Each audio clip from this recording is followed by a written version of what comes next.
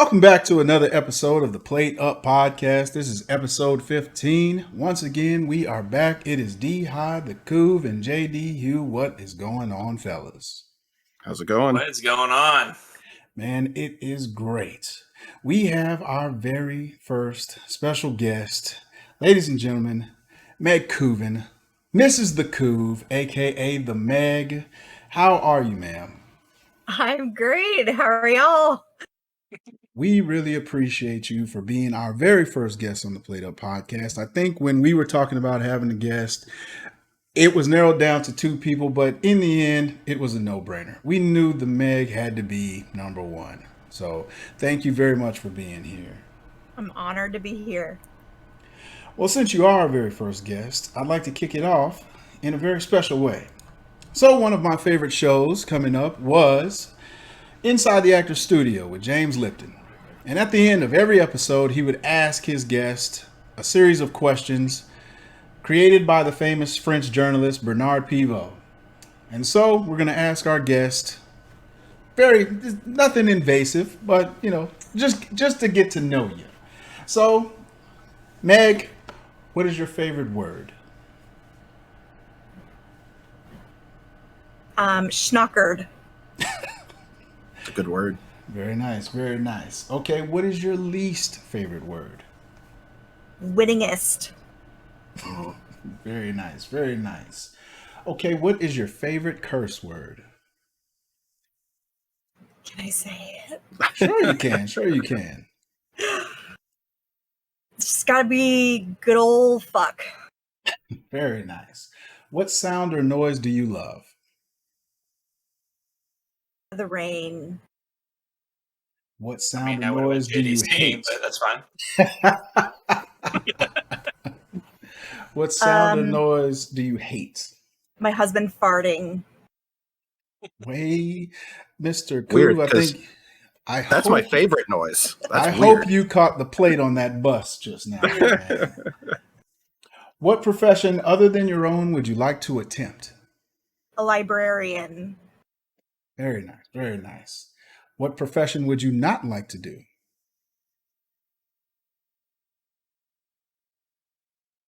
Just thinking. There's a lot to choose from. Mowing lawns.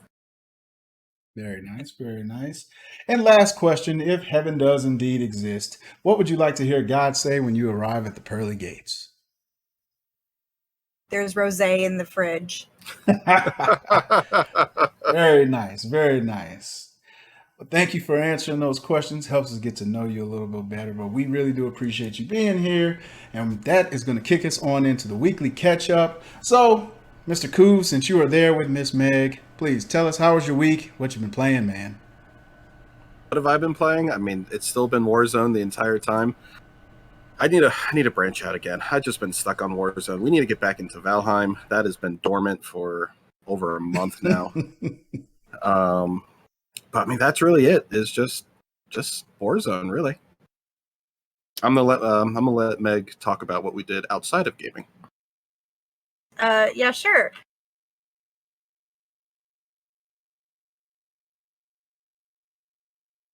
Oh, There you go. sorry. Nope, I'm good. Okay. So we just got back from a trip. We went to Jacksonville, Florida. We had a niece who was born last year. We hadn't met her yet. It was her first birthday, so we did that. Spent a lot of time at the pool, played a lot of Marco Polo with our nephews, played some vicious games of Uno. And yeah, so it was super fun. Very nice, very nice. My All nephew right. was kind enough to share his cold with me. So loving. And those kids, they're like little, the little petri dishes, man. Like when my daughter was in daycare, dude, like I felt like everybody in the house was sick, like when she was at daycare. And then the second we took her out of daycare, everybody was fine. Mm-hmm. So I believe it. crazy. Mr. JD Hugh, how's your week and what you been playing, man?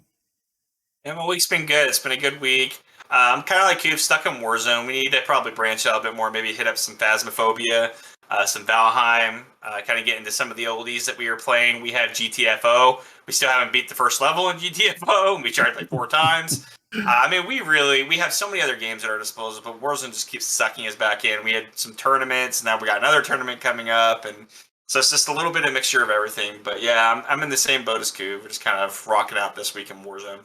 I did not get a cold. My kids have already given me all that. So fortunately, the more they're in daycare, when they actually hit school, they don't ever get sick again. So big W there.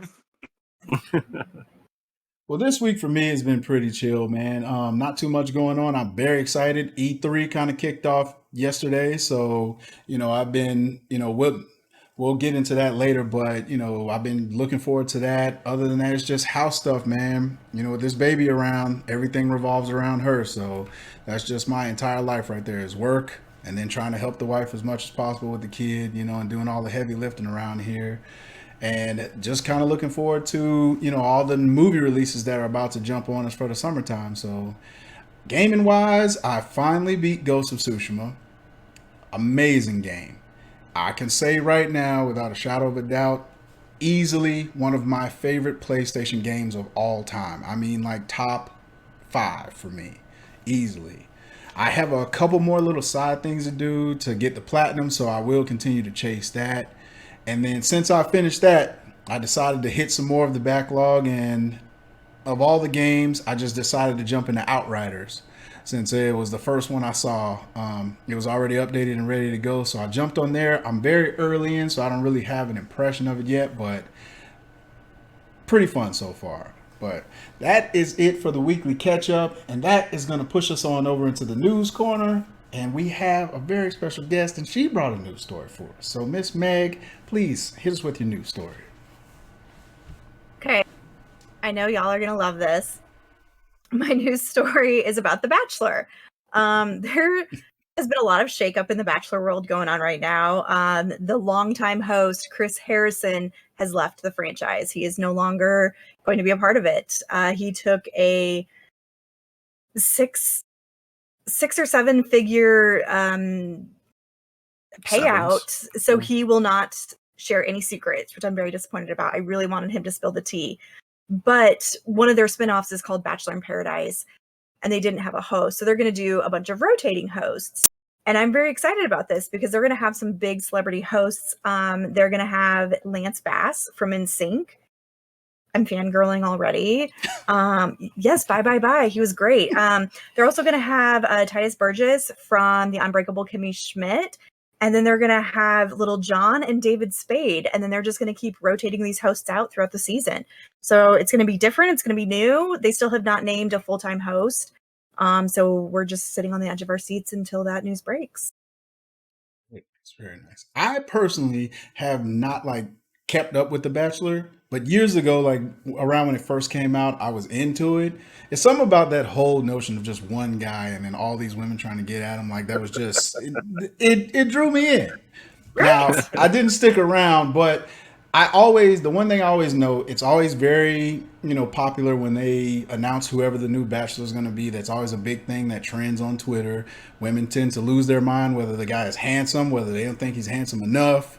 Whatever it is. And then throughout the season, as he's cutting girls out of there, he's getting reamed online. So The Bachelor, I think that's a show that could go on for a very long time, but very nice.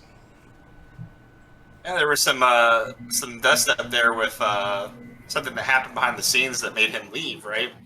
It wasn't a voluntary exit. It's kind of one of those forced ones, right? Yeah. Correct. I thought. Hey man, I'll take a payout to keep my mouth shut though. Oh yeah. Hey, any day of the week. Yeah. Twist my arm. They're like, you need $10. $10 to keep your mouth quiet. Got it. Sign here. Awesome, man.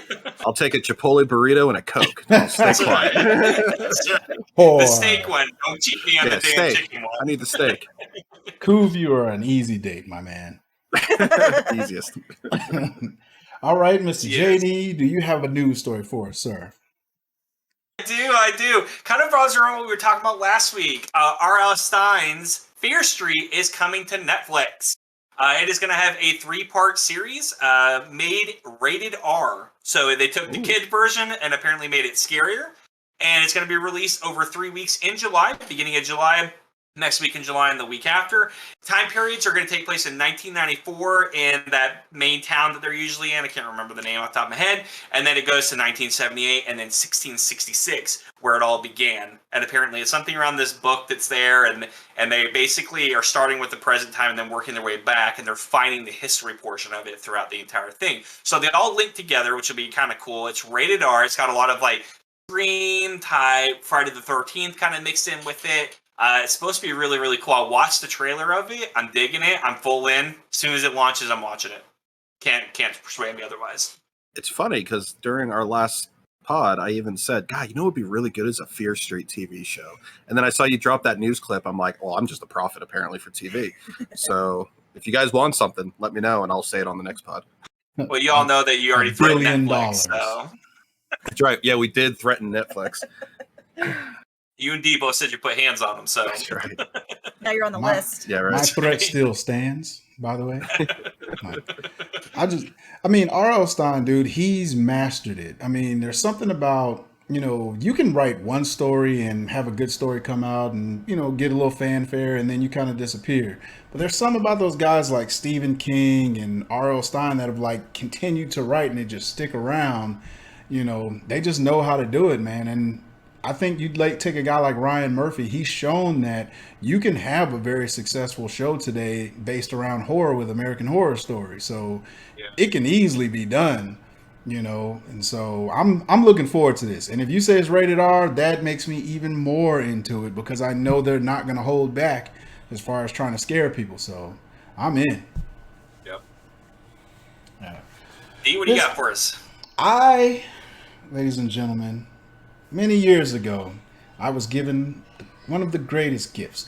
There was a year that came about that gave us two great comedy films back to back in the same summer, 40-Year-Old Virgin and The Wedding Crashers.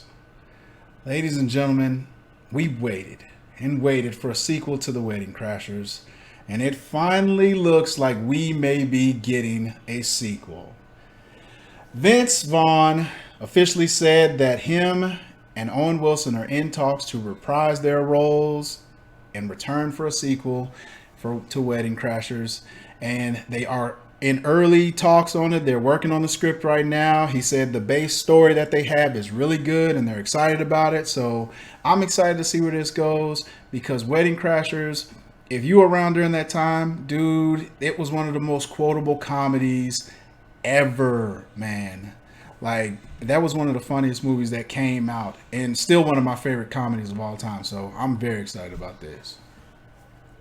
I loved Wedding Crashers. I actually saw it in theaters at my brother's wedding. So it was the night before and we all needed something to do. So we said, let's go see a movie. It's like, oh, Wedding Crashers. Perfect. And it just kind of set the tone for that weekend.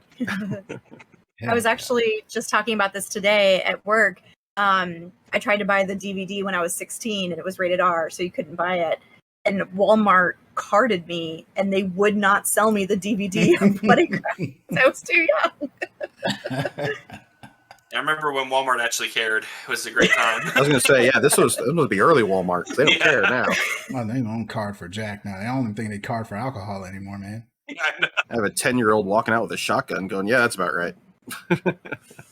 I love Wedding Crashers. I'm so excited part 2 comes. I used to, back in the day, I'd get a little bit hesitant if I found out this much time had lapsed between movies. I'm like, the guys are older now. But with Hollywood and how they make everything look, these guys are going to look exactly like they did, 10, 15 years ago when this movie first launched.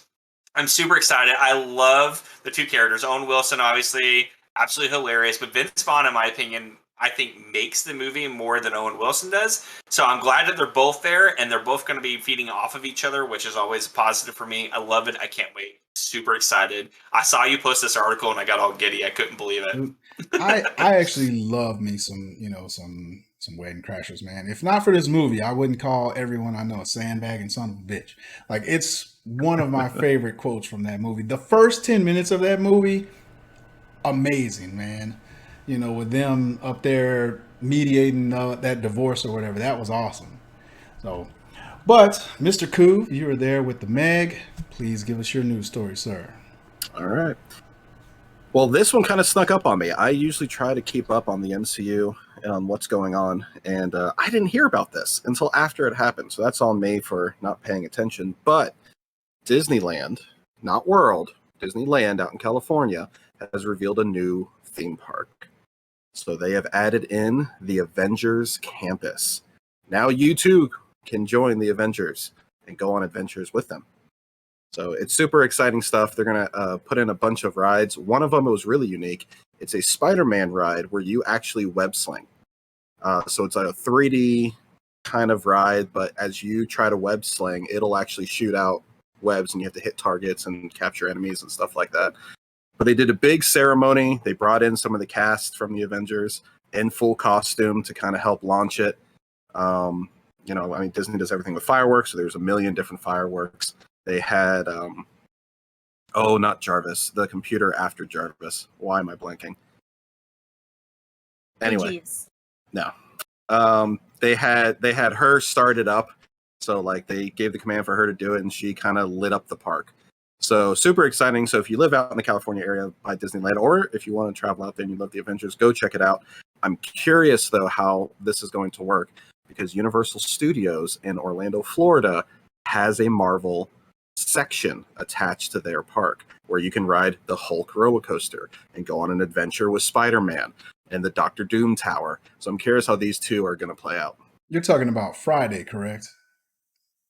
As the AI voice?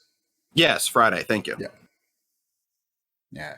I watched a little bit of the footage. I thought it was so cool that to kind of open it, they had Anthony Mackie come up there and present the shield to the person who was going to be cosplaying him in the park. I thought that was amazing. I thought the whole presentation of it all. I watched some of the footage of they got like the Spider-Man swinging on the thing. And apparently it's a damn robot that's doing it, not a real person. Oh. Yeah, they were showing like if you watch the Disney Imagineering show or whatever, they show them creating this robot specifically to do this stuff. It's like a robot that's able to tumble and do all these flips, and they hooked it up in a Spider-Man costume, and so it's the one swinging and doing all that stuff. Like, dude, Disney, what they do with trying to take imagination and putting it in real life is insane.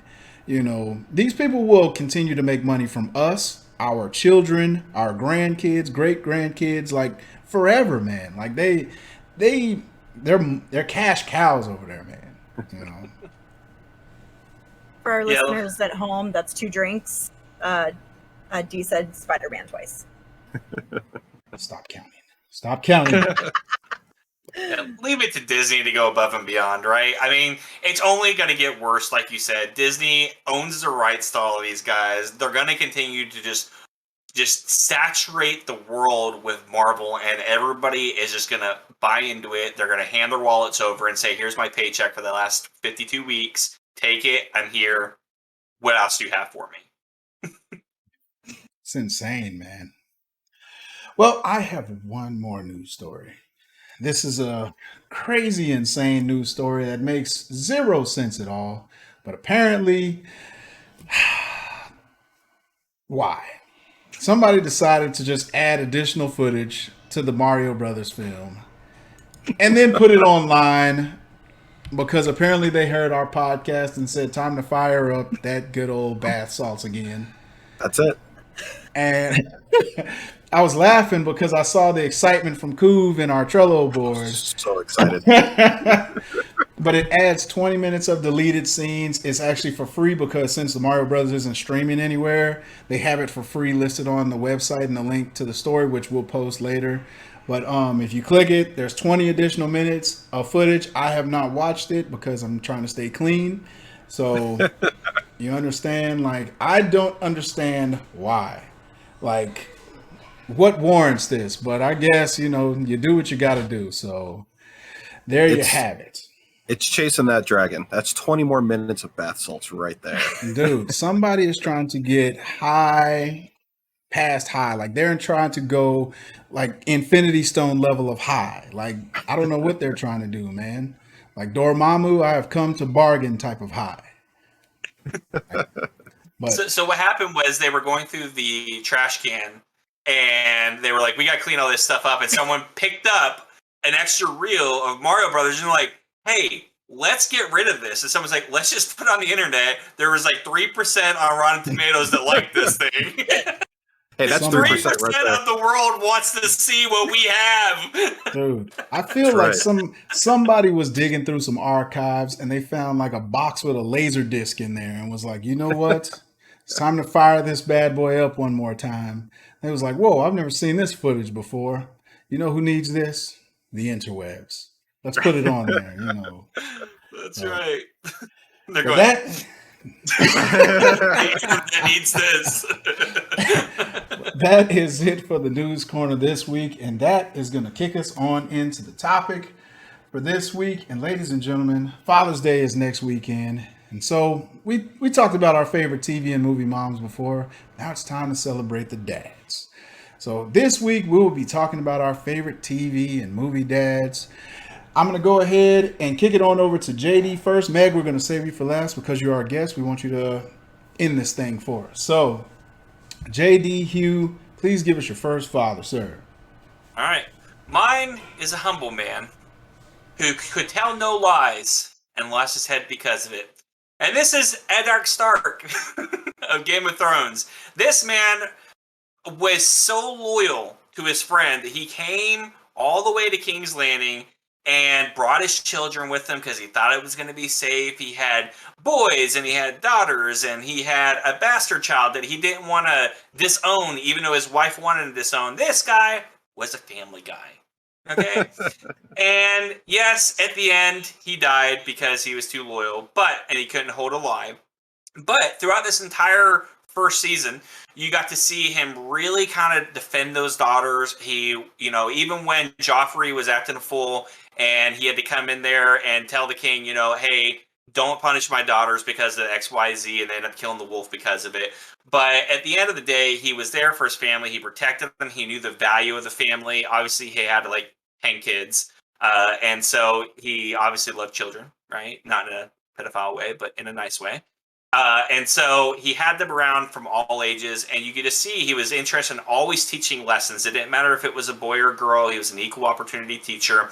He taught the girls, what it was like to be respectful and to always tell the truth. And he taught the boys what it means to carry out justice. He also made his boys watch as he lopped up the head of one of the people from the wall. I can't remember what they were called, wrapped up head, when he was disowning the wall because he broke his oath.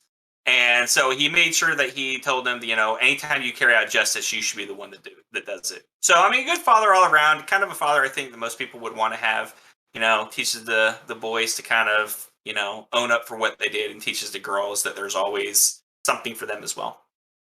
I'm over here laughing at Meg's facial expressions as you're talking about chopping off people's heads and stuff.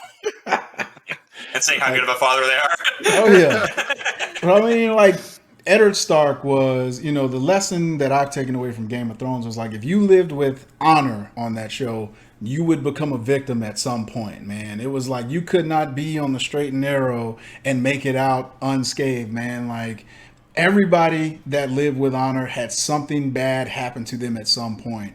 And Eddard Stark, I didn't know anything about the Game of Thrones books. So I, too, went in the first season this dude is going to be, this will end with him on the Iron Throne. He's the hero of this show. And so around episode 8, 9, when they lop his head off, I'm like, what? And then you just realize you got to go the rest of the show with this dude gone. And so, but yeah, he was a great dad. Loved his kids, was loyal to his king. He did what needed to be done. He did everything that was asked of him. Except lie. When they needed him to lie, man wouldn't do it. He died with honor, though, so I give him that. You're right. This man was loyal, obviously, to a fault. So it cost him his life. That's all he was. He was all about, truth and honor and justice. And if you were a servant to your king, that was your role. Doesn't matter if the people wanted you over your king. You were a servant of the king. You didn't deserve that throne. But I'm with you, D. I thought I knew nothing as well going into Game of Thrones prior to the first season. And I'm like, oh, yeah, I can really get behind this character. Eddard Stark is, good guy, strong father, teaching their kids right from wrong. and then his head rolls on the ground. And up to that last minute, I'm thinking, oh, something's going to stop him. Something is going to save him. Nope. One of the kids is going to rush in. The king's going to, end it and then torture him instead. Or the mom's going to stop. Cersei's going to stop because we didn't know how terrible Cersei was yet. But no. Instead, the axe came down. His head ended up on a pike. And that was the end of Eddard Stark. Meg? Dude, her facial expressions, This man. delightful show. Sounds family friendly. You've never seen Game of Thrones, Meg? It's not my thing. Oh. Everybody at home, take a drink. Kuv allows treason in his household, apparently. I do no such thing. I've asked if she wants to see it. She said no, and I respect that. He has not seen Sex in the City. It's true. You son of a... Well, Mr. JD, thank you, sir. I will go next. Ladies and gentlemen, Jack Pearson. Man needs no introduction. If you have watched This Is Us, at some point, I mean, damn it, at some point, this man has made you drop some tears.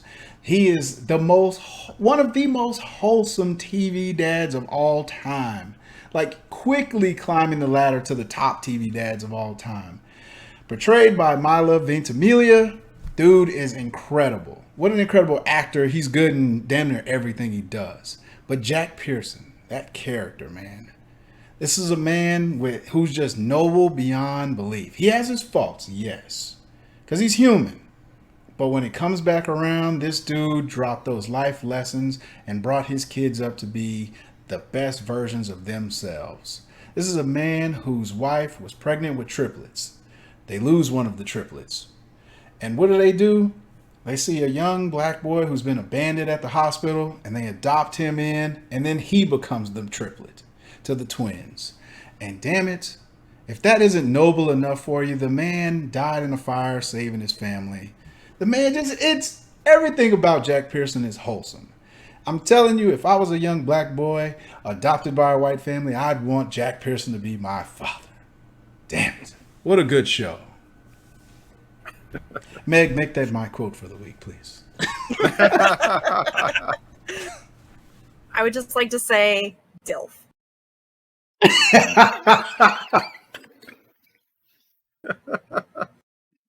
But yeah, no, he's a great dad. I mean, like, who doesn't love him? Like, we started watching This Is Us, and that first episode, like, they did a great job with the twists, right? You didn't know what time period you were in. Mm-hmm. Like, was this at the same time as the grown-up kids, and this was just a different family you're focusing on? And then you come to find out, no, these are the triplets that they're talking about. I mean, the show did a phenomenal job. And you're right, introducing him and then showing every season, more and more about how he was a father and the struggles they went through. Great dad. And this father. JD, we know what that lean forward means. I have not seen This Is Us. That's one for JD. Damn it, people, if you're listening this week, you will be drunk in the next 20 minutes, I promise you. All right, Mr. Kuv, your father, please, sir. Right. I'm going to take us to, I think he's a family man. I mean, he bought his son for his birthday an entire town because he felt like that's what his son needed to learn responsibility. He needs an entire town. It was a joke. As a joke. But it happened to be real. After his family lost their wealth in some tax evasion, he moves his family to this town because it's the last thing they own. I'm talking about Johnny Rose going up Schitt's Creek. So Johnny Rose, played by Eugene Levy, always hilarious, always funny. His son is actually his son, Dan Levy, in the show, also very funny. This was a hilarious show, but Johnny Rose as a father, I thought was perfect. Like, he usually plays that father type. Like, if you saw him in American Pie, he was the father.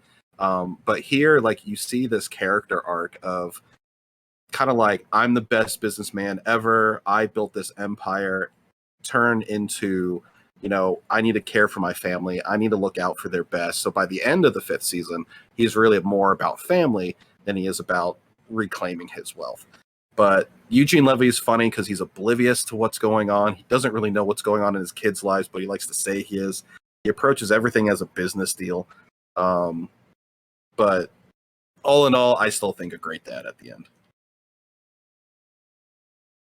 Schitt's Creek is my show, man. I mean, this is a show that is just absolutely hilarious. It's one that I didn't jump on when it first came out, but after award season came around and you saw it just racking up all the awards, I'm like, dude, what is the buzz behind this show? And then you watch it and you see the characters on there, and there's very rarely comes along shows that every character is funny and hilarious. This is in rare air right here, man, because Schitt's Creek is absolutely hilarious. And dude, I can't say much more about it, man. I love that show, man. I hope this goes on for many more seasons. It's over. Yeah. Yeah, Throw hands. Yeah, they didn't abruptly, but it came to an end. It was very sad. No, yeah, absolutely. I love Schitt's Creek. I don't know anybody who has turned around and said this is the worst comedy they've ever seen, because it has so many comedy. But when they were taking the wigs, when the hotel was on fire, they were rushing out the wigs. Save my children! And the children were in the background. Oh, thanks, Mom. No, the wigs! This show is absolutely hilarious. I agree. At the very beginning, everything was a business deal with this guy. Didn't really have any connection with his kids. And by the end, he started reminiscing on the Christmases that they'd never had, on the vacations that they never took together, all the stupid stuff that they did always revolved around money. And now they were all staying in this crappy hotel, or motel, sorry. And, they were all close. They were all family. They were eating dinners together, even though they were kind of sketch at times. And he just, became this family guy that was actually relatable at the end. At the beginning, you didn't relate to any of these characters. You're like, what is wrong with them? And by the end, you're like, I don't want this to end. They're so funny. They're like my family. So, yeah, absolutely. The ending was even sad. I hated when she broke up with the vet guy. That was sad, too.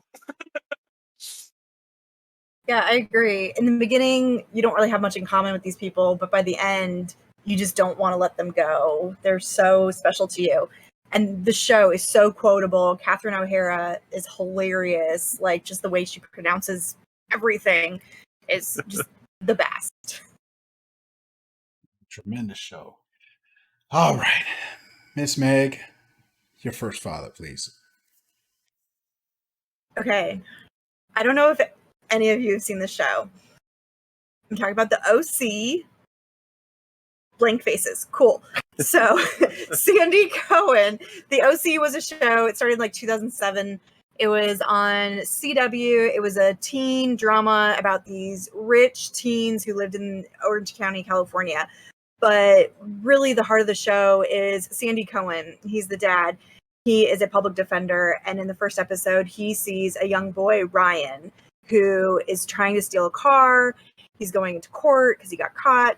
And he doesn't have any parental figures. He's kind of on the streets. And Sandy takes him in. He just takes him home. And Sandy has another son at home who's the same age, Seth Cohen.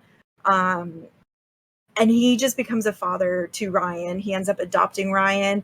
He's so great. Seth, his biological son, is kind of nerdy, kind of an outcast. And just the way he supports him and lets him be who he is without overstepping or pushing his own feelings and wants on Seth is just so great. The way he takes Ryan under his wing really teaches him to mature and grow up and be a man. It's just a really good show. He's the dad that everyone wanted. He's the dad, I wanted. He was just kind of had a hippie upbringing style, a parenting style, and yeah, it's a really good show. You should watch it. I'll go ahead and go first because I might be the only one who has actually seen this show. So, California. So, yes, great father. The pilot episode, amazing. I mean, if you want to set the tone for the type of guy he is, that's how you set the tone. You show him taking in this kid who has nowhere to go, and then bring him home, and he's in your life, and then you have him with your son, and then you're off from there.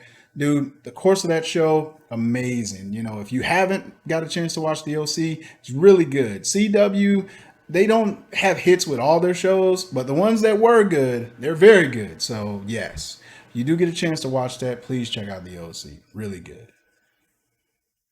This is going to be one for me. I have not seen this show. And I know this is going to be hard for our audience to understand, but I too have not seen this show. Okay, it's only 4 seasons, so it's not that long. Something to do, guys. Something to do. Add it to the backlog. All right. Mr. JD Hugh, your next one, sir. That's exactly where it'll go, the back of the log. And so, the next one on my list is a man that needs no introductions if you ever lived in the 90s. He hated his family with a passion. His family hated him. This, ladies and gentlemen, is Al Bundy. So Al Bundy is not one that you would typically associate with being a great dad. And the reason is because he hated his family and he would rather spend time away from them. And his family hated him and would rather him spend time away from them as well. But by the end of this season, or the end of this series, he ended up actually liking his kids and liking his wife. And he goes through a lot of, you know, he watched the Christmas specials and all that stuff. He ended up going like past, present, future, you know, and getting to understand that his family was actually pretty close to him. And what he actually needed more in life was money and as well as him. But he was a great dad at the end of it. His kids were obviously dysfunctional. His whole family is dysfunctional. But he was still there for him. You know, he was a dad that came home every day. He wasn't out screwing around in his family. He didn't have a lot of money, but he gave him what he could. And after all that said and done, as sarcastic and as mean as he was, he ended up transforming to a great dad on Modern Family. I love Al Bundy. I mean, that is just such a great character. You know, come home from a long day working as a shoe salesman at a shoe store in the mall, have to put up with his neighbors who are way too friendly, like over the top friendly. And what his trademark signature, middle of the couch, slouch back, one hand down his pants. That was Al Bundy for you. Damn right, man. Al Bundy this was the guy, like, I know would get many fathers to sit down on the couch and watch him every week, because many dudes could relate, you know, during that time. Like there were so many dads during that time that were like frustrated, you know, they were just dads that would go to work and then they have to come home and take care of the family. And it was like, all you wanted to do was just sit down, have a beer, have some peace at nighttime before you had to do it all again the next day. So many guys related to Al Bundy. And like you said, JD, this dude was hilarious.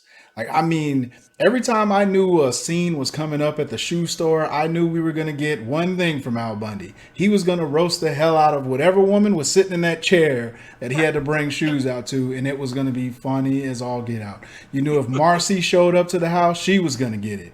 You know, those two had the fun back and forth exchanges, you know.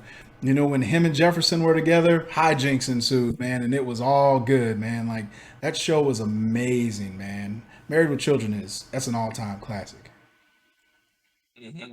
Love and marriage, love and marriage. The show was a little before my time, but I did see it on Nick at Night. Sorry. But it is a really good show. It's a good family show. I mean, it has an opening by Frank Sinatra. How can you go wrong? I know, right? Damn, Skippy. That's going to kick it on over to me.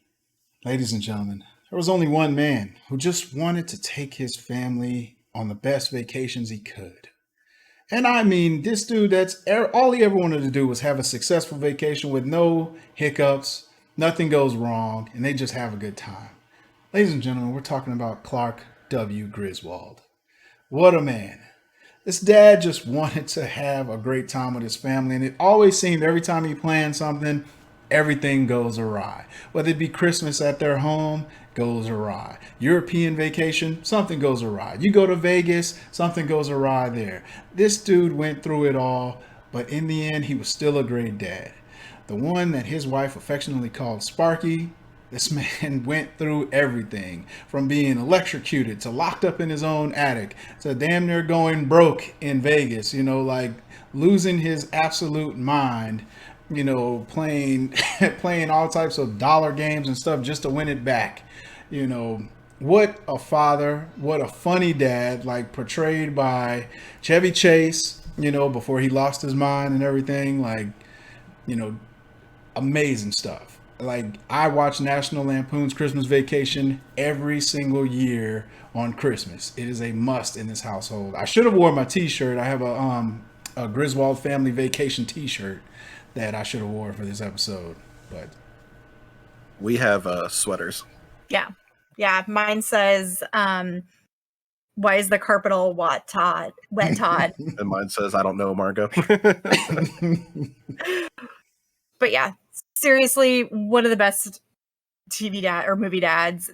Christmas Vacation. If you don't watch it every Christmas, like, what's wrong with you? Like, it is a classic. I mean, you're right. The quintessential. He just wants to do everything for his family. Maybe he's giving a little side eye at a girl in a bikini, but you know what? You can look but not touch. That's okay. But yeah, he's a great dad. Yeah, totally love him. I mean, and how could you forget, like, committing crimes? He abducted a security guard at Wally World just so his kids can go on roller coasters. Played by the late John Candy. But I mean, I actually have not seen European Vacation. I've seen all the others. I just haven't seen European yet. But Clark Griswold, I mean, his monologue at the Christmas dinner when he's just pissed off at his boss is one of the iconic monologues out of any movie. absolutely. So I haven't seen all of these vacations. I did see the Vegas Vacation one. That's the one that's always stuck with me, and that's only because at the end his kid pulls out 4 cars. Nick Papa 'Cause he Giorgio. Nick Papa Giorgio. Because, when he won him on the little slot machine thing and he kept popping out cars, he's like, I just put money in, they just kept coming out. So absolutely loved it. I agree. Very family oriented. I don't know how you go wrong with this one. I think a lot of people, especially around, the late 90s, early 2000s, kind of always resonated with this around Christmas time. Because I always remember it coming on and everybody was going, oh my God, here's Christmas Vacation. It's so exciting. And I just was never into it at the time because I had other things going on. I was in Japan. And so, I never actually watched the Christmas one. I think this year I'm going to make an effort to watch the Christmas one because I've heard how funny it is. So, I'll let you guys know around December. You have to watch the Christmas one. Quite a few years ago, my grandmother was over, and so we were like, let's put on a Christmas movie, and we were thinking like White Christmas or Holiday Inn, like something like more her speed, and someone was like, let's watch Christmas Vacation, and my grandma was like, oh, I haven't seen that. She could not stop laughing. She thought this movie was hilarious, and if this 85-year-old woman can think this movie is funny, like, that just tells you everything you need to know. I think every year, like when Christmas comes around, whenever I go and look at lights, like I do, if I see somebody who like overdid it on the lights, my first reference is, hey, who do they think they are? Clark Griswold? Like that was so funny. That whole scene where he's lighting the house and he overdoes it, and then they finally get the switch to connect, and it like blows like circuits all around the entire city, man. Like amazing stuff, man. I love that. It's probably my favorite Christmas movie. It's like a tie between that and Home Alone. But I watch that every single year. That it's a must have for sure. Oh yeah. That is mine. Mr. Kuv, your next one, please, sir. All right. I'm going to take us to a father who's part of the perfect nuclear family, if you will, which is appropriate because he works for a nuclear power plant. So a wife, a husband, 2.5 kids, really just 2 kids and a baby. I'm talking about the legendary Homer Simpson. So from The Simpsons, obviously, Homer has had such a character arc from his beginning seasons to where he's at even still now as new episodes continue to come out. We talked about The Simpsons in an earlier podcast. This has been going on 30 plus years. The show's been out. And Homer hasn't aged a day. He's the same age ever since it started. Bart Simpson's been 10 for 30 years. So, but this man's been through it all. He has a loving, supporting wife. He has a son who torments him constantly, whether it be verbal or physical abuse. He has a brilliant daughter who just rolls her eyes at him every chance she gets, and a baby that will defend him, even though she's a baby and can't really do much, but she does defend him. But what really makes him a great dad is, one, he always does what he can to support his family, but there's a particular episode where Lisa Simpson asks Homer why there are no photos of Maggie in the house, the baby, because there's photos of Bart and Lisa everywhere. And you come to find out when they were surprised getting a third baby, because Maggie was an unexpected child. Homer had just quit the nuclear power plant. He went on to his dream job, and they found out they were having Maggie. So he had to literally crawl back to Mr. Burns to get his job. Like, they made him crawl through a door to get his job back. And they dropped him back into his spot with a sign that says, "You're going to work here forever." And he took all the photos of Maggie and blocked out the letters so it said, "Do it for her." And it was just like this great touching moment. There's only one word that Maggie has ever spoken in the series of The Simpsons, and that's Dada. So it's such a sweet thing. But Homer Simpson's an iconic father, and that's my next pick. Absolutely, man. Homer was the man to me. Like probably easily top 3 funniest TV dads ever, man. Like, he was full of quotables, man. My favorite Homer moment ever was him. Well, actually 2. The Flintstones intro where he's like, Homer Simpson, and then it ends with, he's about to hit a chestnut tree. Like that one. And when Bart was the stunt man and he was going to jump the gorge, the Springfield Gorge, and instead Homer accidentally slides down on the skateboard and he jumps it. And he's like, I'm going to make it. So he starts dancing on the skateboard. It falls short and starts hitting every rock on the way down.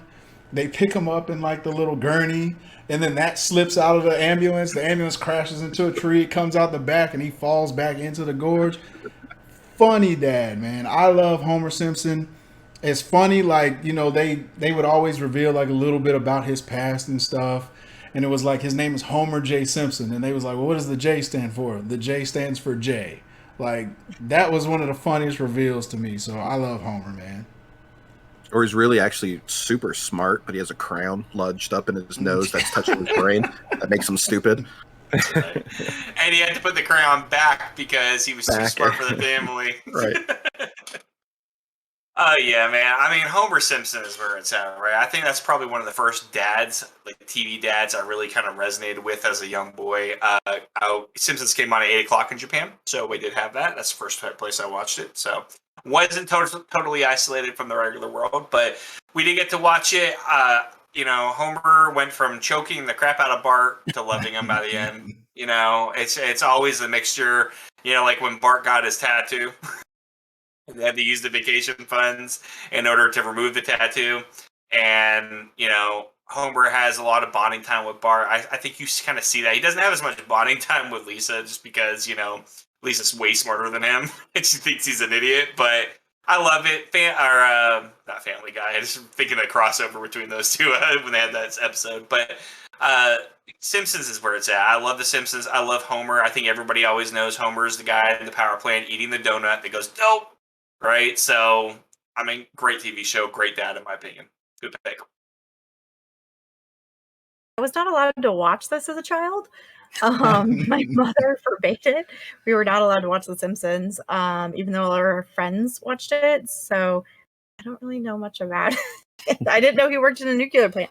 All I knew is he liked donuts and his wife has blue hair.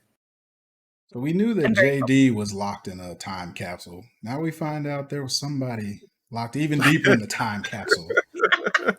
You guys will be very appreciative of my knowing what I know now, won't you? I don't know. You two are tied. We'll see who wins at the end of this.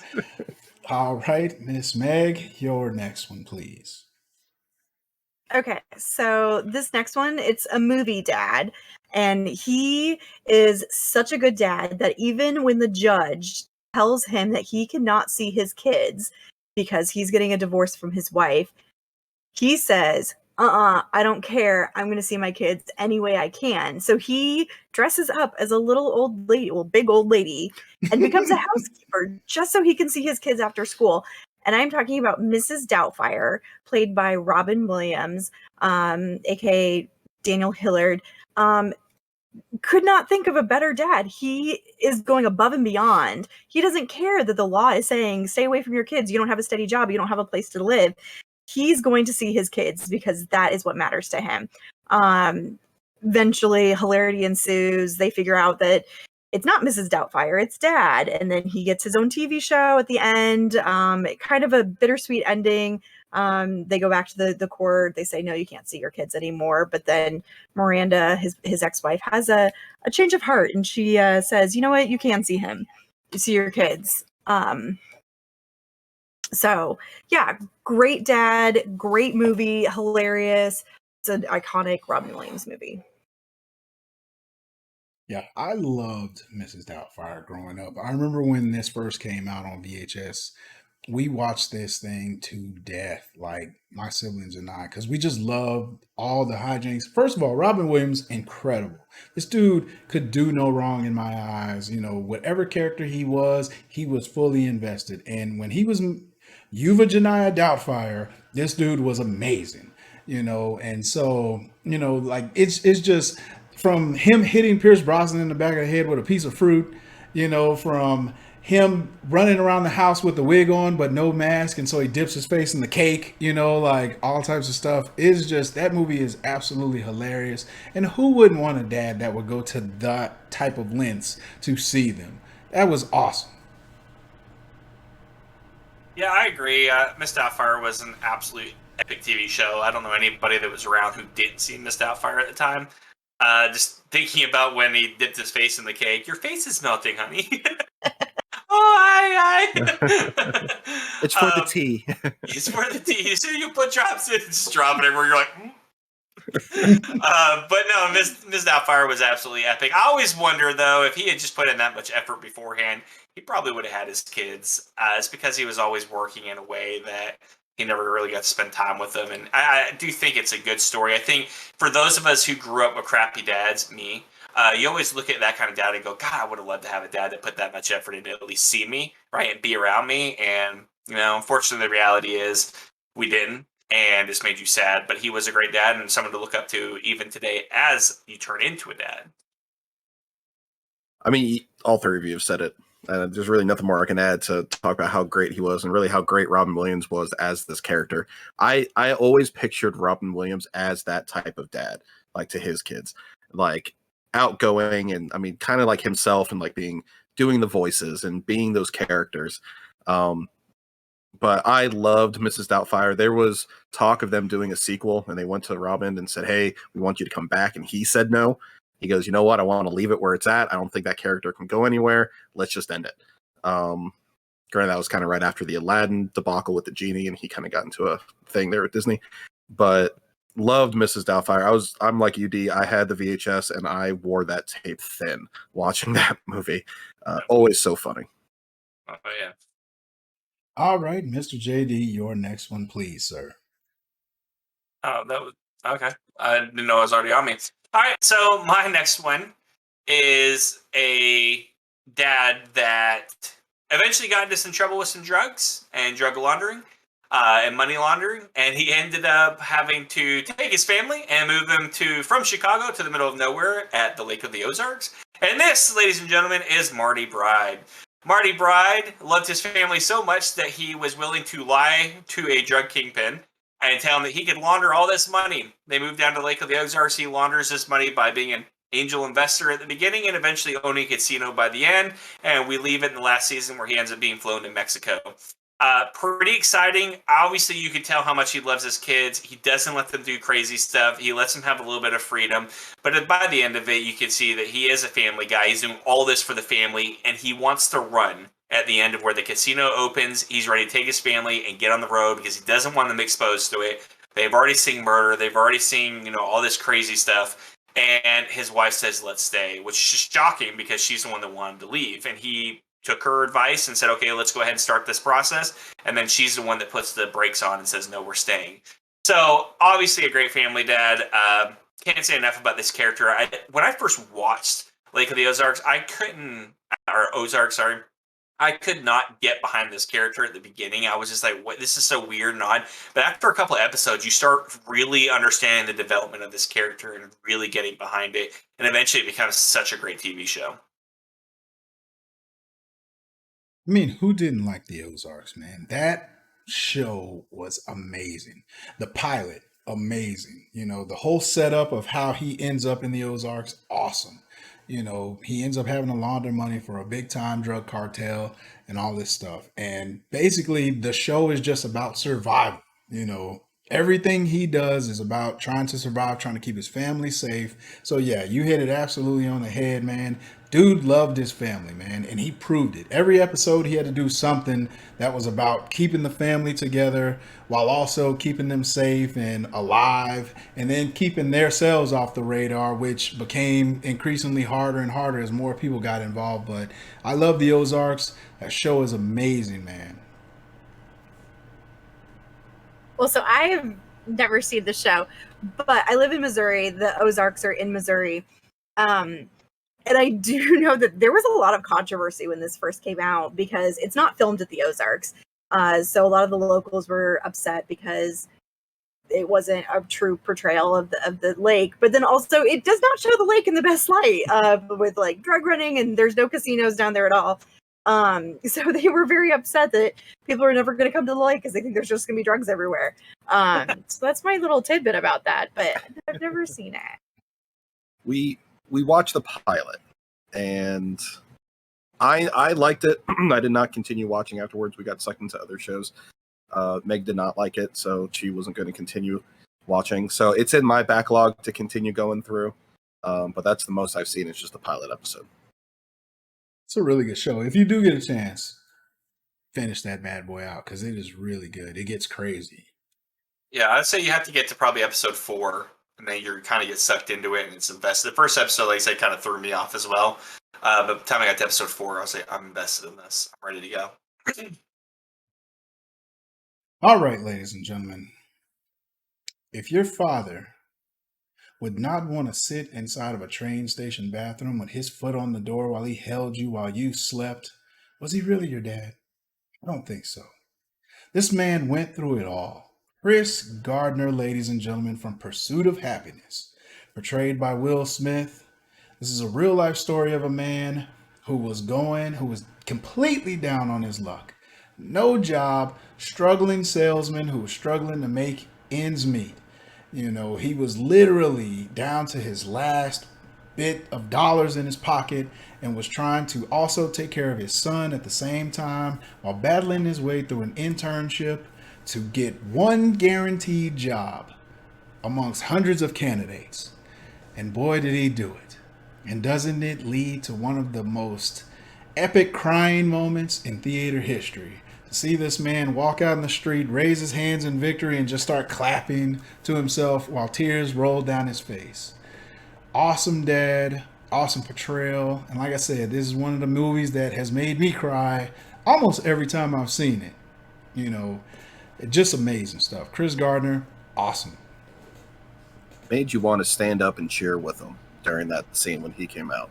But you could just see the passion in him for his son and wanting to give a good life for his son. And you're right. One of the more iconic scenes from that is that bathroom scene with his foot on the door.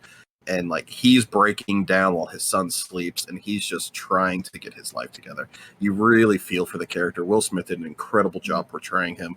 Definitely one of the best roles I've seen Will Smith in.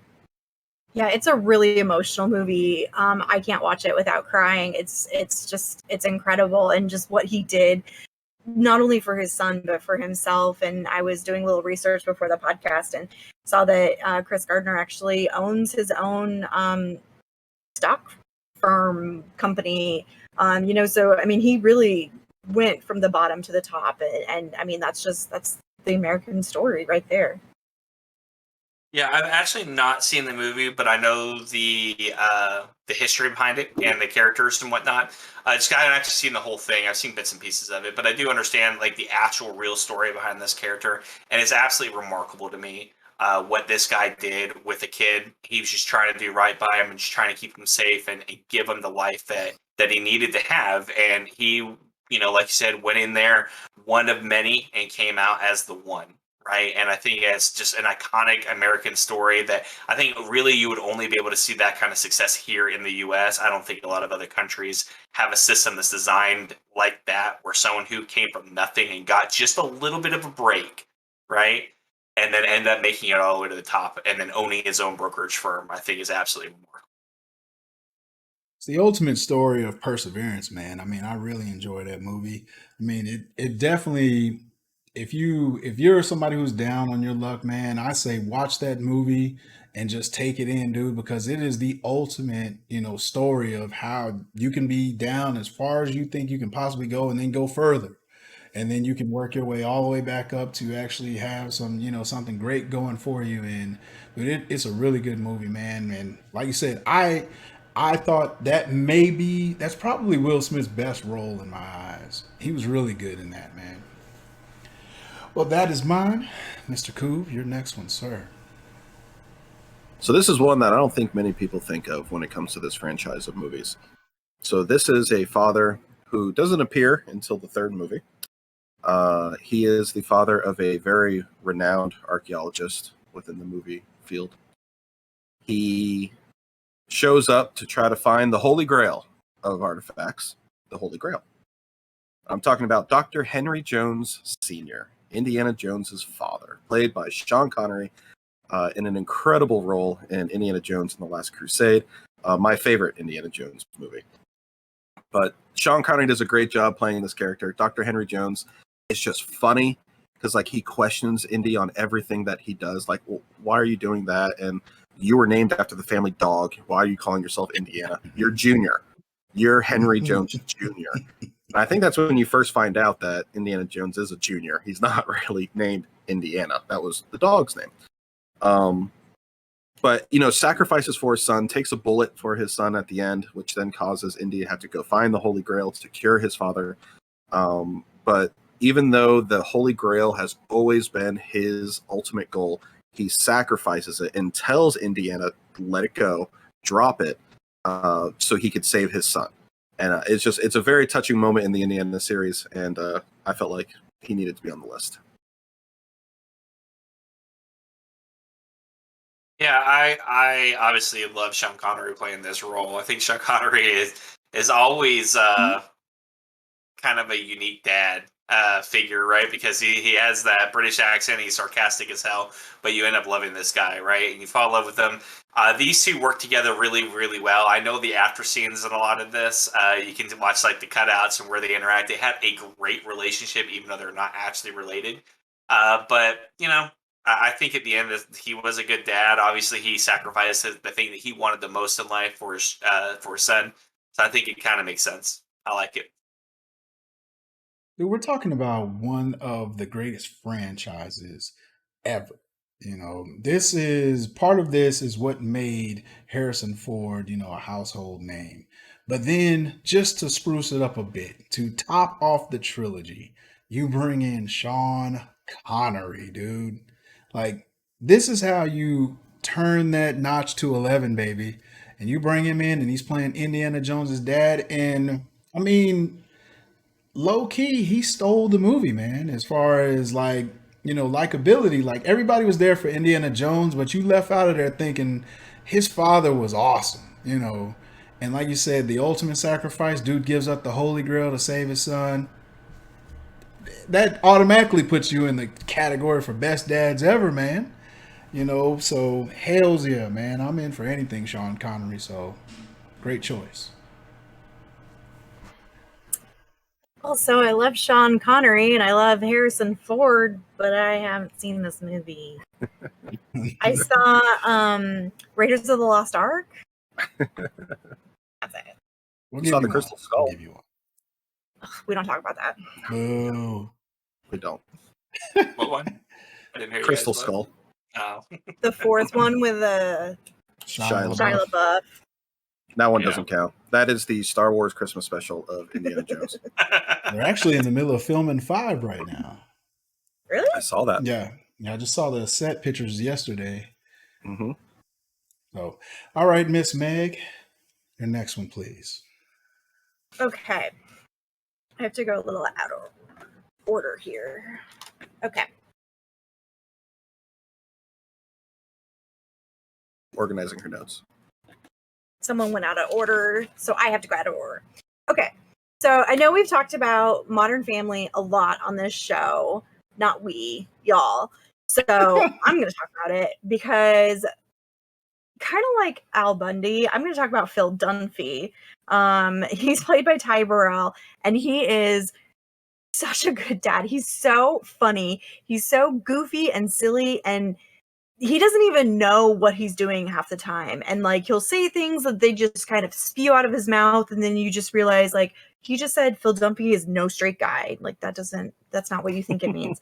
But he's a realtor, he's a magician, he wants to be a tumbler, he loves trampolining, whatever that is.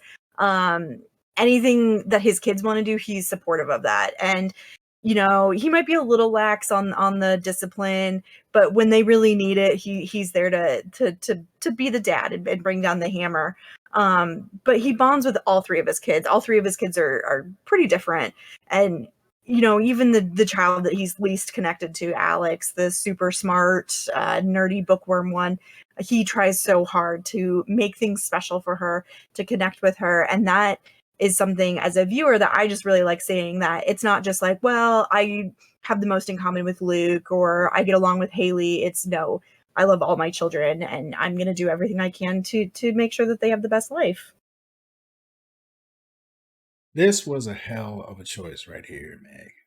Phil Dunphy, tremendous father.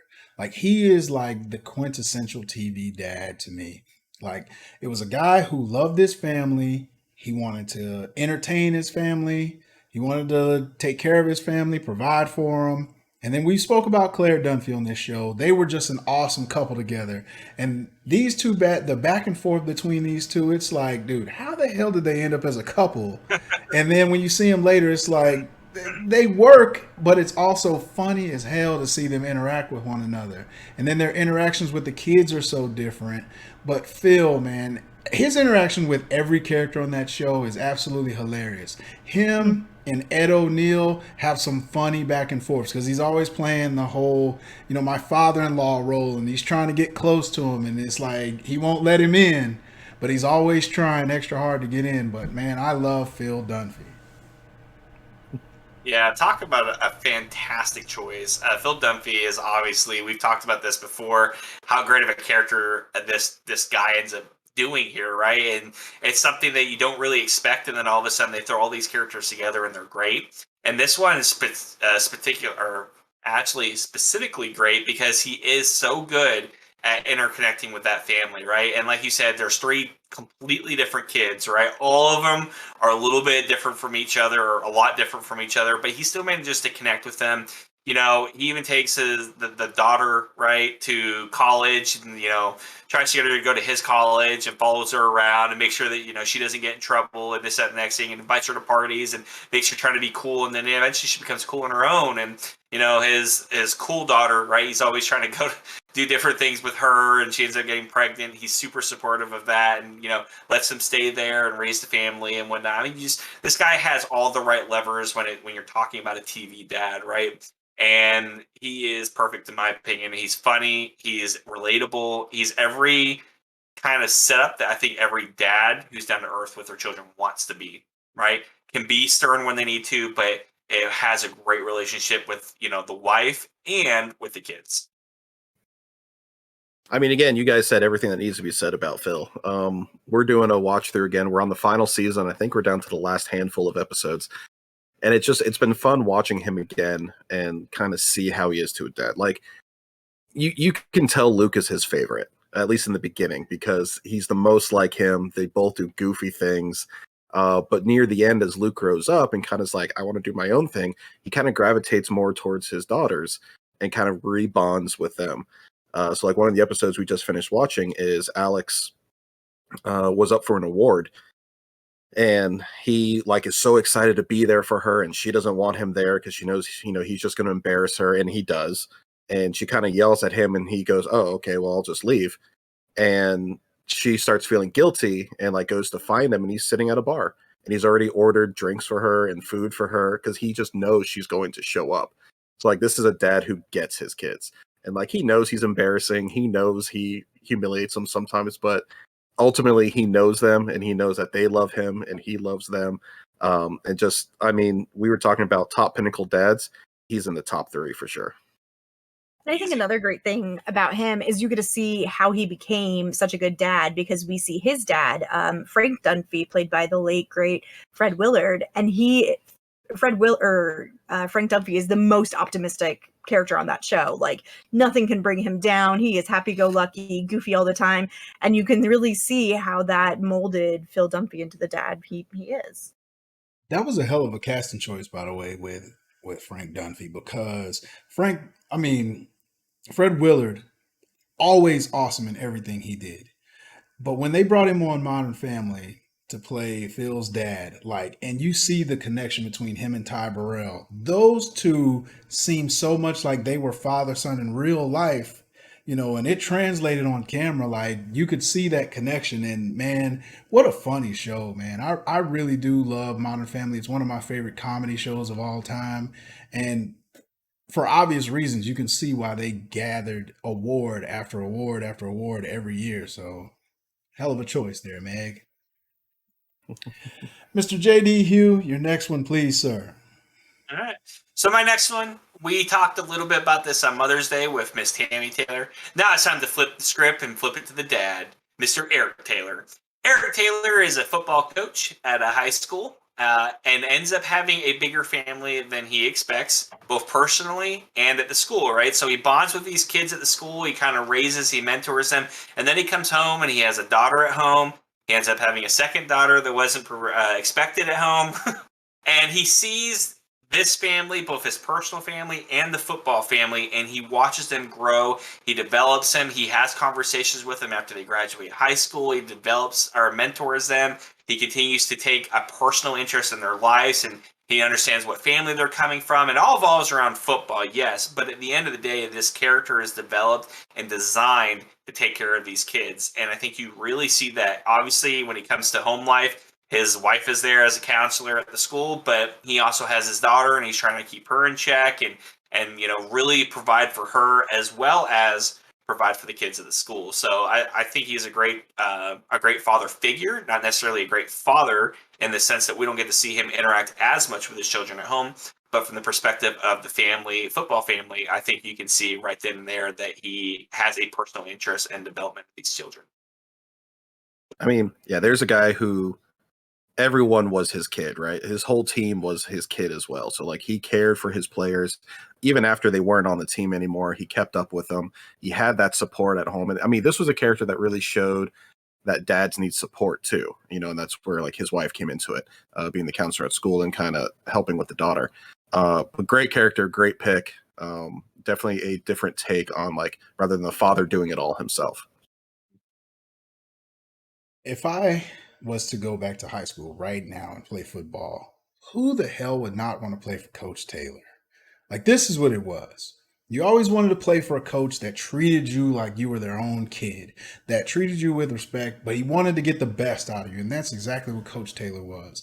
You can put him as a good dad for his own kids, but you could also put him as a good dad just looking at his interactions with his players. This guy was amazing. This is what high school football was about for me. This is what made it for me. And that's why that show was so popular, man. Like, he just carried that show with his interactions with all the different players on there and the family and stuff like that. So that was an awesome pick right there. You gave me just a little bit of anxiety because you said if I had to go back to high school right now, and I was like, oh my God, that sounds like the worst thing ever. But no, I have not seen that. Keeping score. Right on. Well, we have tally marks. He's looking good now.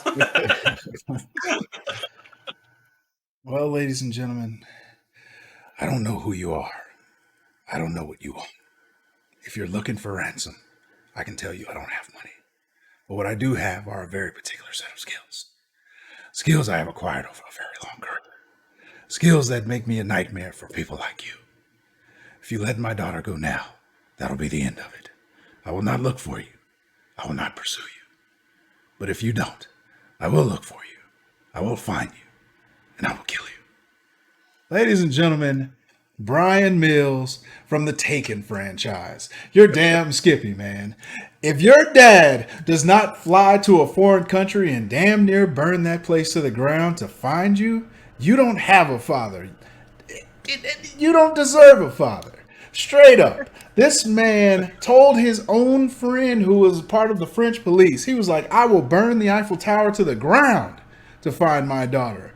And damn near went crazy in that city doing so. This dude was kicking everybody's ass in order to find his daughter, as you should as a father. If you don't plan on going to these type of lengths to bring your family back safe, do you even care to have a family? I've told my wife on several occasions, God pray for the man that messes with my family, because I will go to the ends of earth to find him and I will destroy him 30 ways from Sunday. I don't give a damn. On some Brian Mills Taken stuff. So Brian Mills, you damn Skippy. Whenever I hear that monologue, and like we were talking about top monologues in a movie, that's up there too. I always hear Seth MacFarlane doing it as Kermit the Frog. So there's an interview with it with Seth MacFarlane, and he does the Taken monologue as Kermit, and it is hilarious. But I mean, you're right. Here's a dad who literally has no limit to what he will do for his family, particularly his daughter in the first one. Killing people doesn't matter. Torturing people doesn't matter. You know, he will do anything for it. Incredible series of movies. I don't think people really knew what the first one was going to be about until it happened. And then people were just blown away at the lengths this guy went to just to get his daughter back. Yeah, I love the scorched earth approach, right? I mean, like you said, I mean, he damn well burned down all of Paris looking for his daughter. And I'm like, hey, game, right? I think everybody who would want to do that if their daughter was in trouble. Now, I don't think everybody could pull it off, obviously, but, you know, nobody knows how to drive stick like he does, apparently, as he's chasing the boat. But, you know, I love this movie. I think it shows how dedicated he was. You know, he even came to his daughter's birthday party, even though she got a pony, and gave her something that she actually wanted before she was taken, if everybody remembers that scene.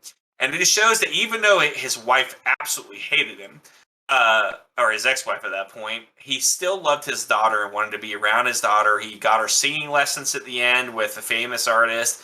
I mean, you just see that connection that he hand over fist loved his daughter, right? And there was nothing that anybody was going to do to stop him from interfering and then getting his daughter back from those guys. I loved it. Sounds like a great movie. This was the movie for me, man. I mean, this is what, if it tells you what lengths you should go to save your kid. I mean, this was on some Arnold Schwarzenegger Commando type stuff. You know, he was also similar. Like, he went to a foreign country and blew that place to hell to get his kid back, as you should as a father. You know, this is your kid. You know, so this guy, I mean, my favorite scene from that movie is when he got the guy tied to the chair and he stabs him in the legs with those metal rods and has him hooked up to the electrodes. And he turns on the light, shocks the hell out of him, and tells him, if you don't tell me what I want, this switch will go on and it will stay on until they cut the power for non-payment. My favorite scene in that entire movie, because that's what type of lengths you should go to get the information. Don't you dare touch my kids. So, hells yeah. You can see the fear in the Meg's eyes over there. I won't take your kids, I promise. All right, Mr. Kuv, your next one, please, sir. All right, it's time for my super secret dad. I stole the idea from Meg, so I swapped out one of my choices for a super secret dad that I feel doesn't get enough credit as a dad. So, a little history on this character. He grew up in a broken home, didn't know his own father, but later on, eventually joined an order of people, had twins, himself once he ended up becoming a father, and then kind of went on a little bit of a crazy streak. Just a little bit, not too bad. I'm talking about Mr. Anakin Skywalker, also known as Darth Vader. Now, not many people think of him as a father, but as being the father of Luke and Leia, he qualifies in this list. And I will put him in the categories of great dads. Not necessarily a good, wholesome dad, since he goes on a murderous rampage and kills all the Jedi, but a great dad. He did great things. Obviously started off as Anakin Skywalker when he was part of the Jedi Order. He just loved Padme too much. He just couldn't follow the Jedi Order code. And then when they denied him his right as a Jedi Master on the Council, he got swayed to the dark side, where he went a little bit crazy for the love that he has for Padme. That's finally what pushed him over the edge. He just wanted his son to join the family business at the end. He tried to sway Luke over, but what puts him in the category of a great dad is after a long career of just horrible, evil acts, he sacrifices himself for Luke. As Luke is getting tortured and electrocuted by the Emperor Palpatine, he picks him up, or Vader picks up Palpatine, throws him down the I guess, exhaust chute, and ends up dying in the process because of the lightning hitting him. So even though he was evil, he still sacrificed himself for his son. So my super secret dad pick is Darth Vader. Well done, my Digging man. Well done. I mean, I'll give him credit on this one. I mean, in the end, he did, do what's right and save his son, and eliminated Emperor Palpatine. And also, I mean, as far as dads go, probably the greatest intro as far as letting the crowd know that this is someone's dad, period. Equates to one of the greatest movie twists of all time and all that stuff. And I mean, if not for his less than stellar past, mowing down younglings and whatnot, so I'll give him credit. Darth Vader, nice choice, sir. Yeah, I'll give you points for creativity there, Kuv. I can catch on the bandwagon of this is a great dad, but I'm going to give you points for creativity there. I agree. At the end, he does sacrifice himself, but I don't know if that makes up for murdering thousands of little kids in the Jedi Order and really setting the place ablaze and getting clone troops. I don't know if it makes up for it, but I'm sure somewhere along the line, a little bit that gives back. I thought it was favorite dads, not great dads. True. We never said they had to all be good, wholesome dads. We just happen to pick those. This is true. And if Kuv thinks this is a great dad, I mean, I'll borrow a line from Harry Potter. He has done a lot of great things. Horrible, yes, but great. Great. True. All right. Hey, I stand corrected on that statement there, Kuv. I stand corrected. That's actually a good point. Well played, sir. Touche. Meg, you have seen this, yes? Yes, I have seen this. It's not 7, it's still 6. I was going to draw up the divorce papers for you, Kuv. Right on. Pre-signed. All right, Miss Meg, your next one, please. All right. Well, like Kuv said, he stole my idea for a super secret surprise dad. So he took the wind out of my sails, which we'll discuss later. While he's sleeping on the couch for the next week. Worth it. But this is kind of like Liam Neeson in Taken. This dad I'm going to talk about would do anything for his dog. I'm talking about John Wick. And he is the best dog dad I have ever seen. This guy... I was traumatized with this movie, and spoiler alert, if you haven't seen it, the dog dies. But he gets so much revenge for this sweet little puppy that it just made me love the movie so much. He will kill hundreds for this dog that his dead wife gave him. And it's just, oh my God, it just makes me emotional. Also, DILF. I mean, you can't go wrong with Keanu Reeves. Mm-mm. I say good play there. Dog dads. I didn't think about that. So I didn't know who the super secret dad was. She knew who mine was because I wanted to make sure I didn't steal hers, even though I don't think she would ever pick Darth Vader. But John Wick, great pick. Yeah, that is definitely a man who kills half the planet because they blew up his dog or tortured and killed his poor dog. One of the most gut-wrenching scenes for, I think, a pet death in any movie I've seen. Like, I've seen Old Yeller, I've seen all these old classic movies where dogs die, but just that scene is just gut-wrenching, and I'm not going to describe it because I will tear up just doing that. But great pick. I stand by that one. Yeah, I mean, this kind of goes back to our last statement about, you can do great things. It doesn't matter if they're good or bad. And this guy has ended a lot of father figures in the movie. So, but yes, he himself was a good dog dad. Apparently, And I it is- was. Go ahead. Sorry, go ahead, Dave. Go ahead. I was going to say, apparently, I was playing checkers and Meg was playing chess. So I, named my dad, who would go to, many lengths to get his daughter back. But damn it, I did not even think to consider this man right here. 77, ladies and gentlemen. 77 is the number. That is exactly how many people this man killed in the first film after they killed his damn dog.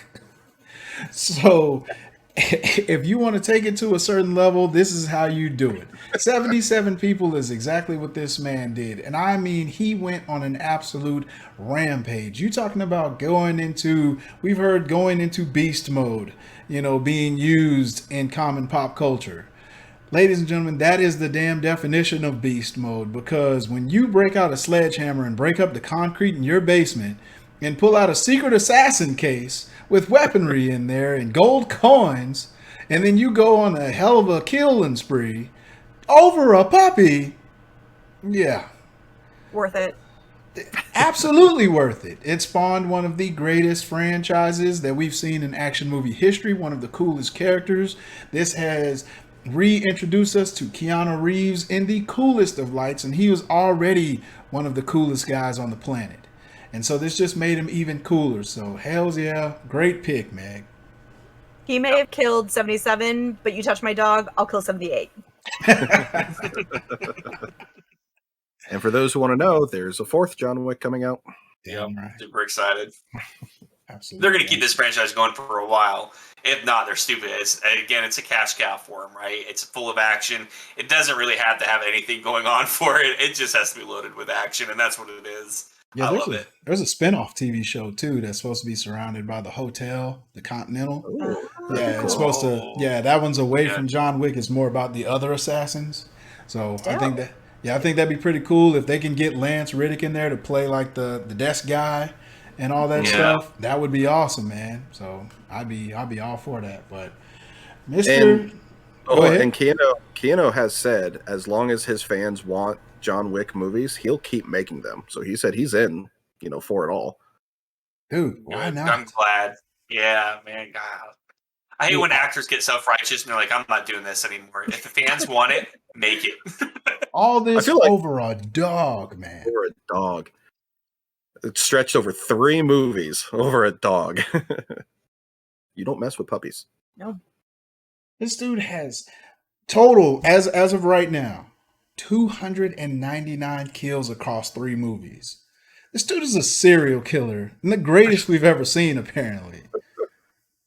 So, hells yeah. All right, Mr. JD, your last one, please, sir. My last one is a great dad.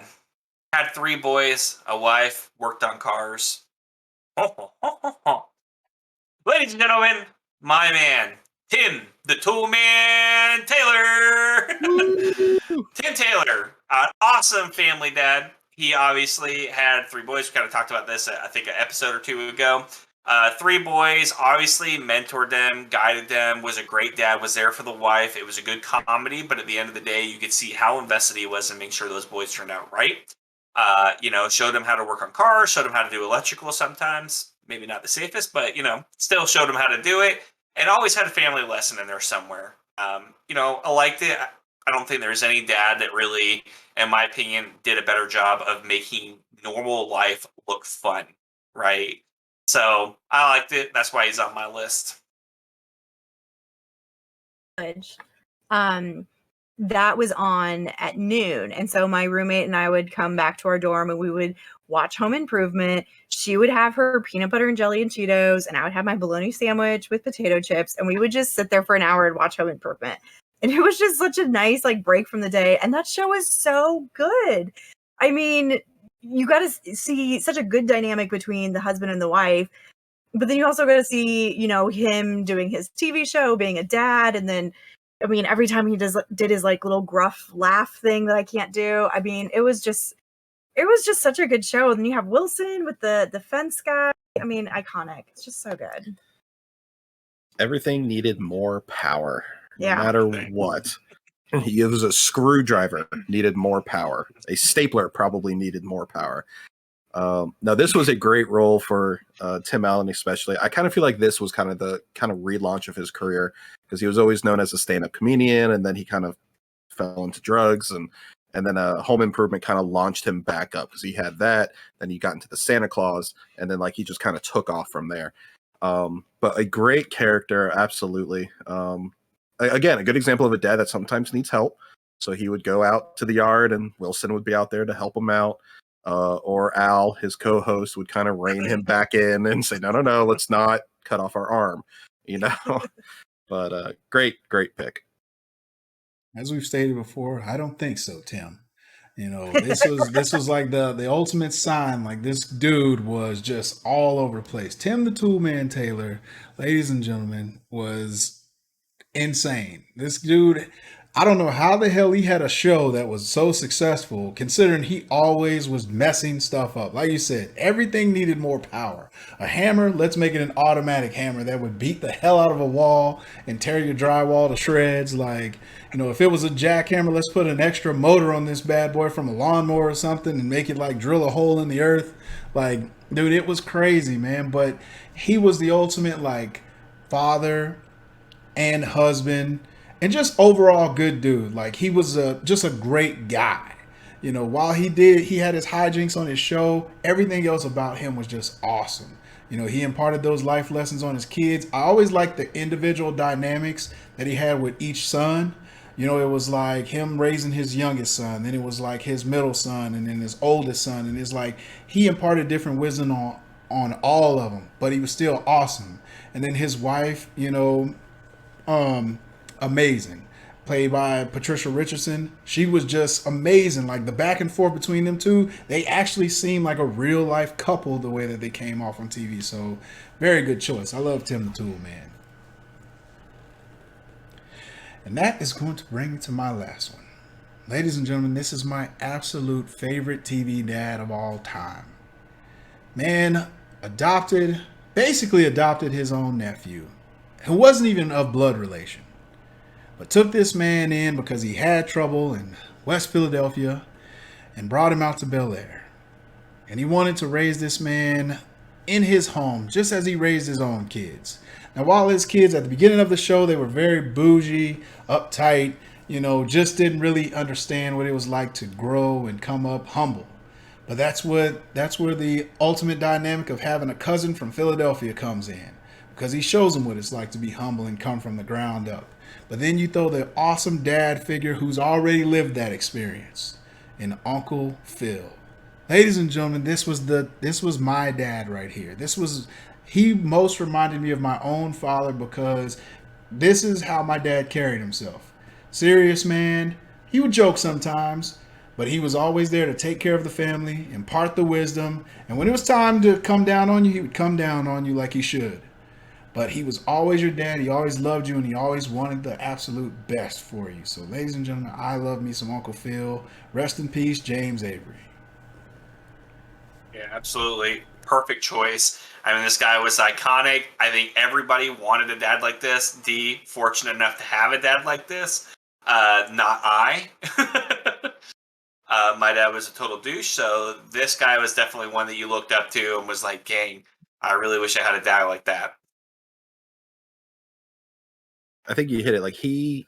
grew up like poor, right? The character grew up poor and he made the wealth. So he did all that experience to where now he had these affluent kids that just only knew the rich life, but he kind of wanted them to understand the struggles. So you're right, bringing in his nephew from West Philadelphia was a great way to do that. But, the love in his heart to even do that, here his nephew's having some trouble. Let me just kind of take him in, let him stay here with me, and I'll raise him as one of my kids. Such a caring father figure, and just a wholesome dad from start to finish. Like stern when he needs to be, cracks the law when he has to, but understands ultimately why his kids do what they do. I agree. Just one of the best father figures, but one of the best fathers in TV history. He didn't always get along with Will. They didn't come from different worlds, but they lived in kind of different worlds, and they kind of, butted heads. But I mean, that's kind of what you do with your father. And you're right. He really took him under his wing, coached him, mentored him, and just, I mean, a dad I think all of us would be happy to have.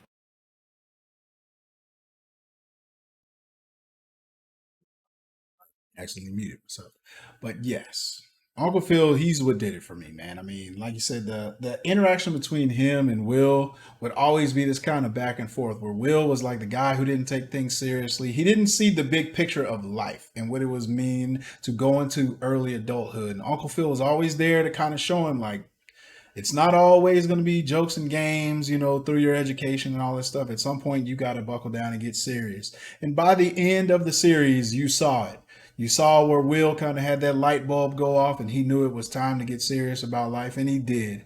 And so it ended on a good note. It's very sad that, they had the reunion that they filmed for HBO Max and all that stuff. And it was sad that he wasn't there to participate, but you could see the rest of the cast when they were talking about him, the reverence that they spoke of James Avery, and like they really loved this guy, even off screen. They just really cared about him. So hells yeah, I loves me some Uncle Phil. Mr. Kuv, your last one, please, sir. I don't think we can talk about TV dads without talking about this one. This is probably the pinnacle of TV dads. Easily top two when it comes to who's your favorite TV dad out there. Very wholesome, had to raise 3 girls, but he had some help from his brother-in-law and his best friend. I'm talking about Danny Tanner from Full House. Played by Bob Saget, who is the exact opposite of Danny Tanner in real life. If you ever watch Bob Saget's stand-up, don't have kids in the room. Let me tell you that much. But Danny Tanner as a character was one of the most wholesome dads who only cared about his daughters and making sure they had a good life growing up. Needed the help after his wife passed away. So he recruits his brother-in-law, who's gracious enough to move in, and then his friend, who also moves in with him to help raise these 3 girls. Who are in 3 very different age ranges, right? So we started off with Michelle as a baby. Stephanie was kind of that 6-year-old, 7-year-old, and then DJ was kind of getting ready to hit the teenage years. So 3 different life stages, and this man couldn't do it by himself. But he was a neat freak to the extreme, but was always there to help his family and teach a life lesson at the end. This is what fatherhood was all about on TV. It was all about the life lessons, man. And Danny Tanner was there every week. It was like, yeah, they raised as a tribe. Everybody raised the kids together. But in the end, it always came back to Danny and his life lessons that he would drop on his daughters, man. And this dude was like the single dad. You could see those struggles as a single dad trying to raise 3 girls. Like as any guy would struggle, raising girls. Hell, when I'm left home alone for more than 20 minutes by myself with my daughters, I'm like, yo, what the hell am I about to do? Their mom needs to come home soon. So I can only imagine raising 3 girls by yourself for a lifetime. So hells yeah, Danny Tanner is a great pick, man. And Bob Saget catfished so many families by having us think like he was this wholesome guy until some of his stand-up start surfacing. And it was like, whoa, like this is the dude from, Funniest Home Videos and Full House, and I just remember like some of his stand-ups coming on and my mom like, hey, y'all leave the room. You can't listen to this. But yes, hell of a choice. I think that's a great way to put it, we were catfished.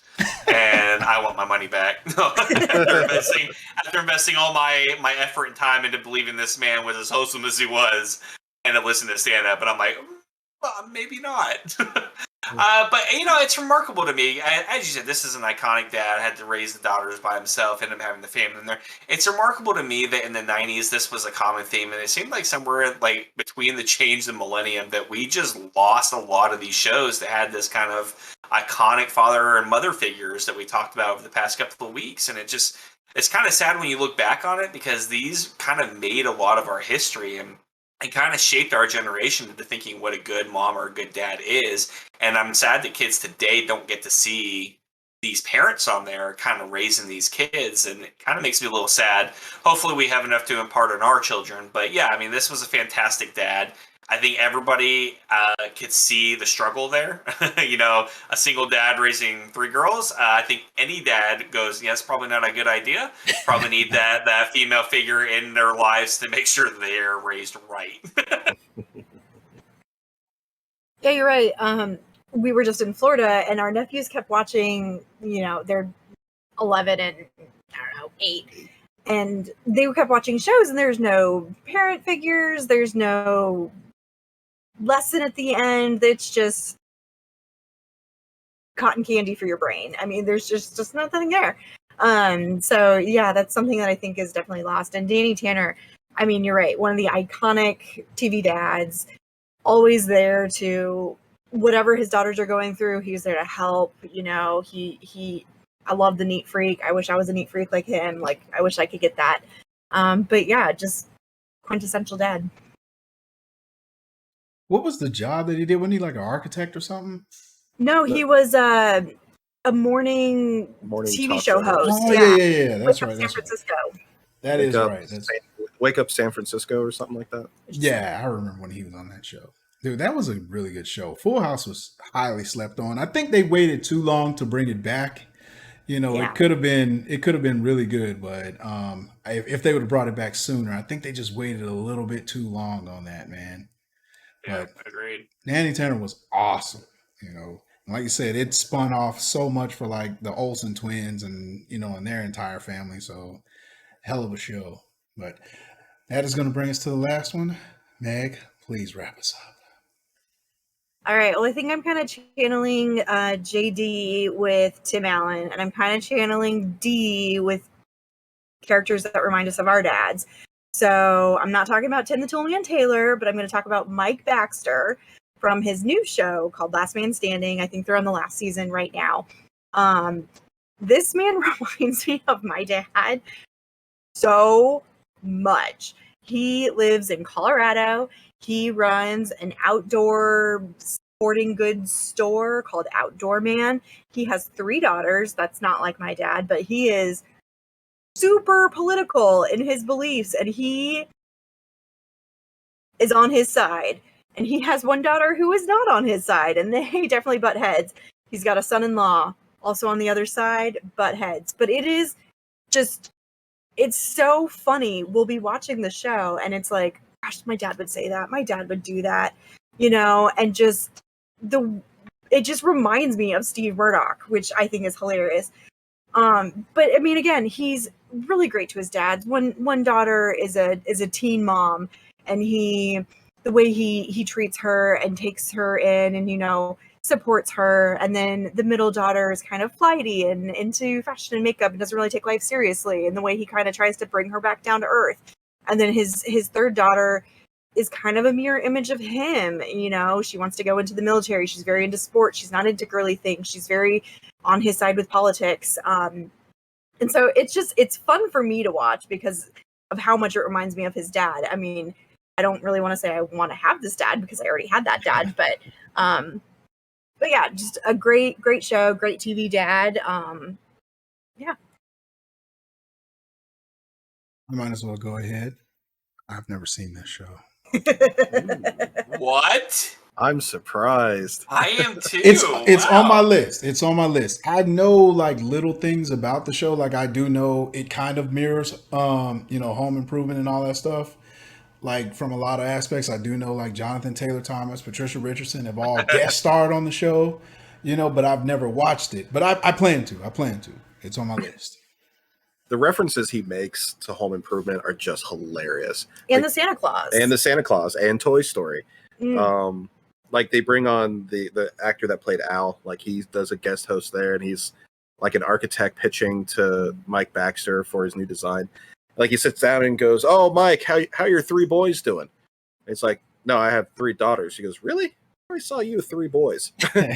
So like they just kind of make these references, which is a lot of fun. I will concur with Meg. This does remind me a lot of my father-in-law. Like she said, we'll make comments like, "Yeah, I can see him saying that," or "I can see him doing that." But what I really like about Mike Baxter is he is that outdoorsy guy who's kind of set in his ways, but he always gives a vlog at the end for Outdoor Man. He does a little video, and it's always related to the episode, and it kind of wraps up what he's learned, and it's more about him learning and how like he's changing in life and learning to compromise than really like teaching his daughters or working through those trials and tribulations. The daughters definitely keep him in check. They definitely kind of keep him on the right path. His wife is very supportive. So it kind of follows that wholesome family that you had with Home Improvement.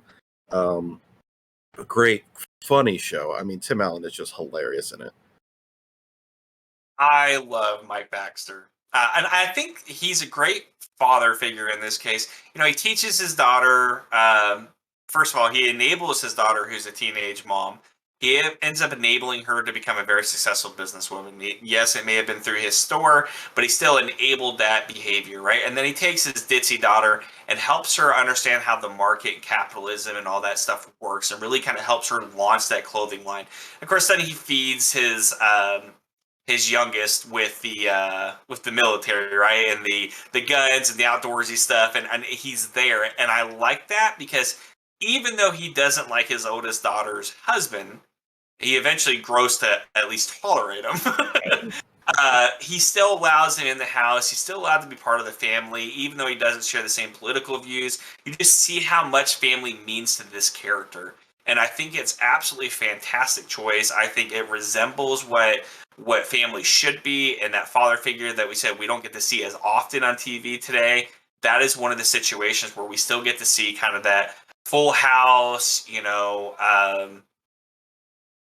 Uncle Phil type kind of role, where you have somebody there that mentor those kids and really kind of develop them. And yes, there's a lot of cross references to Home Improvement.